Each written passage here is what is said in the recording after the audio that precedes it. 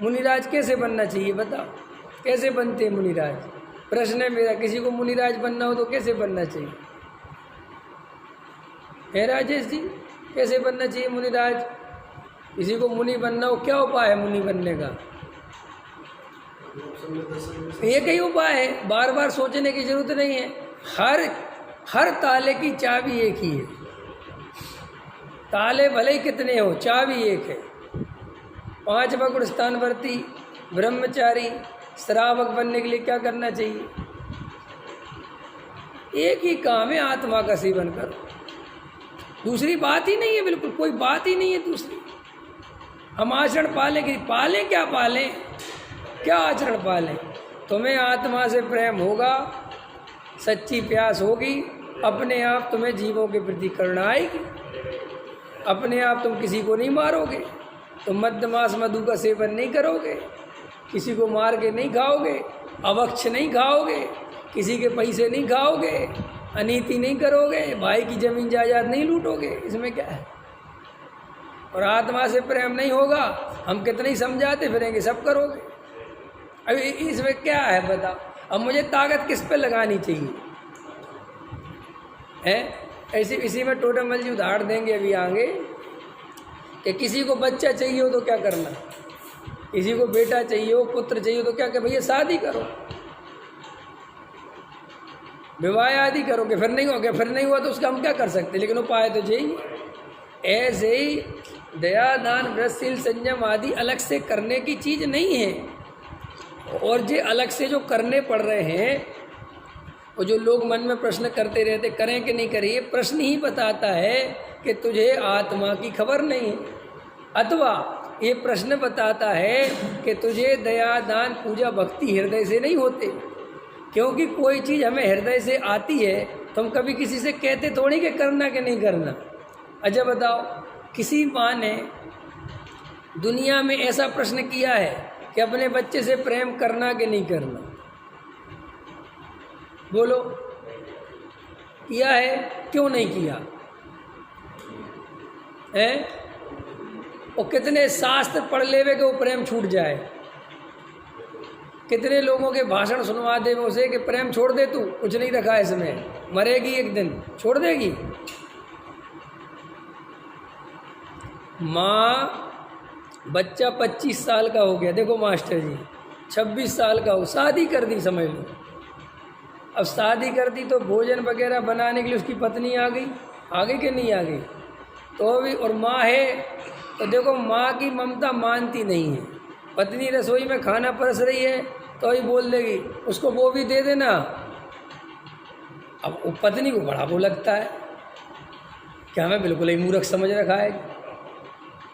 अथवा हमारा पति है तो कम से कम हमें तो देने दो, लेकिन वो उस समय वो पत्नी जो बहू है, अगर वो स्वाध्याय में बैठी होती मेरी तो लड़ाई झगड़ा ख़त्म हो जाता।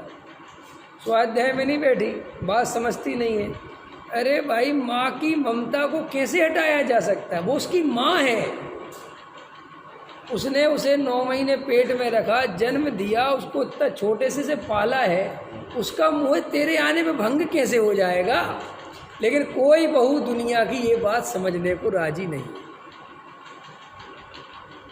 और इसलिए सास और बहू की दुनिया में बनना बहुत मुश्किल है। क्यों नहीं बनती? नहीं बनती है, माने बनने के अर्थ 2 हैं। एक तो होती है बनानी पड़ती है, ठीक है, और एक है बनती है, दोनों में अंतर है। बनानी तो तुम्हें पड़ेगी क्योंकि तुम्हारी इज्जत है, फिर भाग के जाओगे कहाँ? रहना उसी के दोहरे है। ख्याल में आया कि नहीं आया? अब कहाँ जाओगे भाग के? तो समझौता करते हैं, उसमें क्या, उसको समझौते को बनती है नहीं बोलती, बनानी पड़ती है। अथवा उस तरफ से कर लो, बहू भी तुमसे मीठा मीठा इसलिए बोलती है कि अभी चाबी तुम्हारे हाथ में है, बेटा भी थोड़ा तुम्हारी तरफ झुका हुआ है, अगर कुछ कहो तो एकदम डांट देता है, माँ से ऐसे नहीं बोल सकते, तो थोड़ा नहीं है तो वो बात फिर भी हटाओ, मैं जो कह रहा वो सुनो। वो माँ और मैंने सास और बहू में क्या प्रॉब्लम है? कभी सोची तुमने जीवन में प्रॉब्लम है क्या? सबसे बड़ी प्रॉब्लम यही है कि उसको अंदर ही अंदर कहीं ना कहीं लगता है कि मेरा बेटा इसने छीन लिया, और रियल में छीन ही जाता है। उसमें क्या बात, क्यों कि वो बेटे को उसने इतने प्यार से खिलाया, अपने अरे एक रोटी और ले ले, जरा सा और ले ले, देख कितना कम खाता है।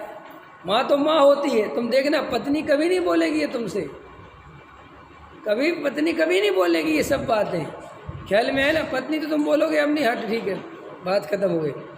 पत्नी ज़्यादा ज़्यादा बोले एक रोटी और ले लो, आज तो कुछ नहीं खाया, बस इतनी बोलेगी। लेकिन माँ कैसे बोले, अरे ले ले, कुछ खाते ही नहीं, सूखा जा रहा है बिल्कुल, अरे काम कितना करेगा। देखो उसका एक अलग है, उसका एक अलग बहती है वो चीज़, ख्याल में है ना। अब वो एकदम से 25 साल तक ये सब करती आ रही थी, और एकदम से बहू आई, अब माँ बेचारी अलग हो गई, अब वो रोटी परसने तक नहीं जाती। अब उसके मन में लगी रहती है कि 2-3 बज गए रोटी खाने नहीं आए। अब वो बेचारी बहू से पूछती है, अब खुद तो पूछ नहीं सकती, न बहू को बुरा लगता है कि हमें तो तुम काहे को पूछती फिर रही, तो बहू से पूछती है, वो आए नहीं, वो आया नहीं, तो वो कहती आ जाएंगे, हमारी बात हो गई। अब वो ढंग से नहीं बताती कि कोई बात है, कोई चीज़ है, और उसको मन में सल लगी रहती कि क्या हुआ, अरे तुमसे कह तो दिया हमारी बात हो गई, तुम्हें क्या जो, बैठो अपने जाके शांति से। अब बताओ अब कितनी तकलीफ़ है, तुम तो कह रहे शांति से बैठो, उसके तो अंदर आग जल गई, तकलीफ़ होती है। तो अगर कोई इस सब मनोविज्ञान समझता हो, कोई समझदार हो, तो इतने आनंद से रहो कि पूछो मत। लेकिन ये कोई समझने को राजी नहीं है कि वो माँ है बेचारी, वो क्या करे, उसने पाला है, पोसा है, 25 साल लगा, अचानक से एकदम सब कहानी ख़त्म कर देते हो। तो फिर पिता आता है, मानो उस लड़के का बाप, तो उसकी माँ कहती है, तो उसका पिता उसको समझाना, अब तुझे क्या लेना देना, अब उसकी घरवाली आ गई ना, अब वो अंदर ही अंदर किसको बताए कि ममता उमड़ रही है, अब इसका क्या करूँ मैं।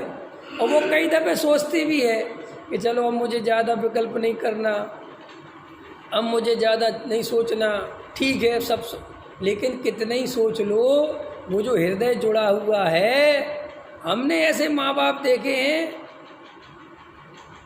बच्चा रात के 11, जबकि माँ बाप वैसे सो जाते हैं 9:30-10 बजे, लेकिन बच्चा नहीं आया तो वे सोते नहीं हैं, तो 11 बजे तक उसकी आवाज़ लेते रहेंगे।